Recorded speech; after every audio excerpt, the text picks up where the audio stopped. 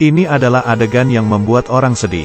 Ibu kandung dari anak ini sekali lagi memasukkannya ke dalam kereta sampah. Anak laki-laki itu meneriaki ibunya, tapi ibunya tetap saja meninggalkannya. Kereta sampah pun didorong pergi oleh pria, dan dibawa ke tempat pembuangan sampah. Di malam hari, Mehmet menyadari suara dari dalam kereta sampah, lalu menendangnya jatuh, mengira itu adalah tikus. Anak kecil itu berdiri, berlari ke pojokan. Yang ditemukannya adalah seorang anak kecil. Penuh rasa takut, ia memeluk dirinya. Di saat ingin melapor ke polisi, anak kecil itu berkata, "Jangan melapor polisi." Mehmet melihat anak kecil sangat takut dengan polisi. Kemudian menanyakan nama anak kecil. Dia bernama Ali. Mehmet menyiapkannya beberapa makanan. Kelihatannya, Ali sangat lapar. Keduanya mengobrol sangat banyak. Ali berkata, ibu kandungnya membuangnya ke kereta sampah, dan tiap hari dipukul oleh ayah kandungnya. Mendengar perkataan anak kecil, piringnya terjatuh. Kemudian ia mengambil sepasang sepatu, dan memberikannya ke Ali. Dia sangat ketakutan, membuat Mehmet pun menghentikan langkahnya. Ia berkata namanya Mehmet. Orang sepertinya, hampir semuanya mengalami hal yang sama. Mehmet menderita penyakit uremia, terkadang bisa sangat sakit. Di saat parah, di toilet, bisa buang air kecil dalam bentuk darah. Hanya bisa mengandalkan obat untuk bertahan. Di malam hari memanggil kakak adik pemulung lainnya. Dengan melihat mereka berdua berdiskusi sebentar, Mehmet ingin mempertahankan anak kecil. Tapi, Saiban tidak setuju. Berkata, keluarganya pasti sangat khawatir. Keduanya beranma. Mehmet berkata, mana ada ibu kandung yang tega untuk membuang anaknya ke kereta sampah. Keesokannya, Mehmet membantu Ali membelikan beberapa baju. Di saat membantunya mandi, ia melihat bekas luka di badan Ali. Dengan jelas, keluarga yang seperti apa bisa melakukan hal ini kepada anaknya. Sungguh menakutkan. Mehmet membantu Ali merapikan rambutnya dan membawanya pergi makan burger. Di malam hari, Mehmet mengumpulkan teman-temannya, dan bersama-sama merayakan ulang tahun Ali. Di bawah cahaya lilin, Mehmet menyuruh semua orang untuk mengucapkan keinginan mereka. Tapi, pemulung anak kecil yang lainnya mengatakan hal yang membuat semua orang terdiam. Pria itu mengucapkan keinginannya di hadapan semua orang, berharap dirinya cepat mati. Pemulung lainnya, semua pun mulai sedih, karena anak laki-laki yang memungut sampah ini dari kecil sudah ditinggalkan ibunya yang meninggal. Dia ingin dengan keadaannya sekarang. Kemudian pergi melihat ibunya. Kalau sudah besar, ibunya tidak akan mengenalinya. Semua pemulung di sini, dari kecil tidak ada yang punya keluarga. Mereka sangat berterima kasih kepada Mehmet, sudah memberikan mereka perasaan seperti ini. Di bawah sinar bintang di malam hari. Seperti hal ini, berbagai hal akan terus terjadi. Keesokannya, Ali hilang. Mehmet sangat khawatir. Dia pergi mencarinya kemana-mana, tapi tidak menemukannya. Saat itu penyakitnya mulai kambuh, kesakitan hingga dia keringat dingin. Sekuat tenaga menahan rasa sakitnya, terus-menerus mencari, dan sampai di rumah tempat ia mengumpulkan pemulung. Tetap saja tidak ketemu. Dia pun menyerah. Saat pulang ke rumah, ia menyadari Ali sedang duduk diam di sofa. Mehmet menanyainya dia kemana. Ali berkata, dia merindukan ibunya, tapi tidak menemukannya. Saat itu Mehmet mengetahui, dia sama sekali tidak bisa menggantikan keluarganya.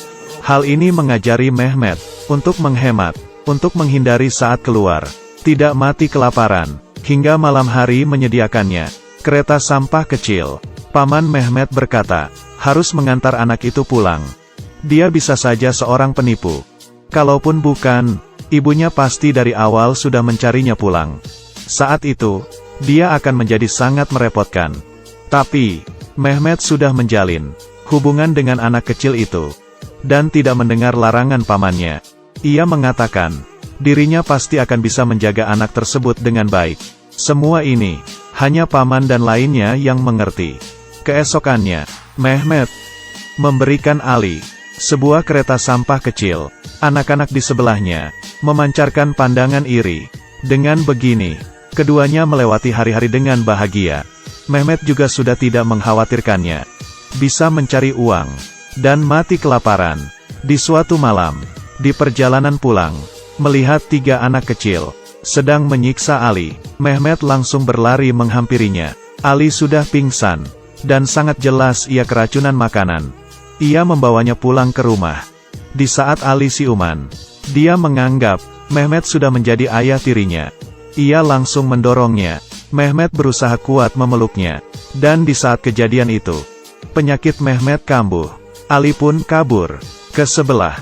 Kemudian, ia merobek satu-satunya foto Mehmet dan ibunya. Mehmet menjadi frustasi. Itu adalah cara salah satunya ia berkomunikasi dengan ibunya. Keesokannya, Mehmet memutuskan untuk mengantarnya pulang. Saat tiba di lantai bawah, ia melihat ayah tiri. Ali pun langsung bersembunyi di belakangnya. Mehmet menanyai anak kecil, dan memutuskan untuk memberinya pelajaran. Tapi bagaimanapun mengikutinya, ia tidak terkejar. Di suatu persimpangan, Mehmet kehilangan. Dan di saat kembali, Ali sudah dipukul orang. Mehmet mengetahui, itu adalah perlakuan ayah tirinya. Tapi, jelas-jelas dia dari tadi mengikuti ayah tirinya Ali. Dia tidak mungkin ada waktu untuk memukuli Ali. Mehmet menyalahkan hal itu ke pemulung di sekitarnya. Dia pun dipukuli hingga mau mati. Kebetulan polisi lewat. Mereka barulah berhenti dan kabur. Saat berbalik Ali sudah hilang. Mehmet berusaha masuk ke rumah Ali. Dan yang membukakan pintu adalah seorang wanita tua. Dia ingin memberikan uang kepada mereka. Pria tua pun menjatuhkan uang itu ke lantai. Mehmet berusaha untuk membuka pintu dan memasuki rumahnya, mencari Ali di sepenjuru ruangan. Tapi tidak menemukan apa-apa. Ada ruangan yang sangat kecil. Lalu Mehmet membukanya, kemudian langsung berlutut ke lantai. Pandangannya mulai muncul di saat dia kecil. Saat ia dipukul oleh ayahnya, dia sangat ketakutan. Ini adalah bayangan yang tidak akan pernah hilang dari ingatannya. Ali sebenarnya adalah Mehmet. Semua orang di sebelahnya mengetahui hal ini. Hanya dirinya yang tidak tahu. Di saat dibuang ke kereta sampah, itu adalah Mehmet sendiri. Pemulung lainnya juga sudah terbiasa dengan tindakan Ali. Pamannya terus melarang Mehmet. Tapi kenapa dia selalu tidak bisa berjalan keluar dari hal tersebut? Sehingga halusinasi pun muncul di saat ia masih kecil. Berharap untuk bisa dapat pertolongan, memandikan udara kosong, bermain sendiri, menyisikan rambut ke udara, dan merayakan acara ulang tahun tanpa orang. Di saat penyakitnya kambuh, ia merobek fotonya sendiri bersama ibunya. Ternyata semua ini adalah halusinasi Mehmet. Pemulung yang bersamanya tidak tega untuk menghancurkan halusinasinya, sehingga terus berpura-pura. Dia hanya ingin melupakan bayangannya saat kecil, melewati hidup seperti orang biasa. Meski tiap hari harus memungut sampah, menyapu lantai. Pada akhirnya, Mehmet di bawah hujan malam. Karena penyakitnya, ia meninggal dunia. Materi pelajaran yang sangat mengejutkan, dan menyayat hati, dan kejam. Adegan yang menyentuh, memohon orang asing di depan layar, untuk bersyukur dengan kehidupan yang kita punya sekarang. Aku adalah Da Chong Ming. Cerita selanjutnya akan lebih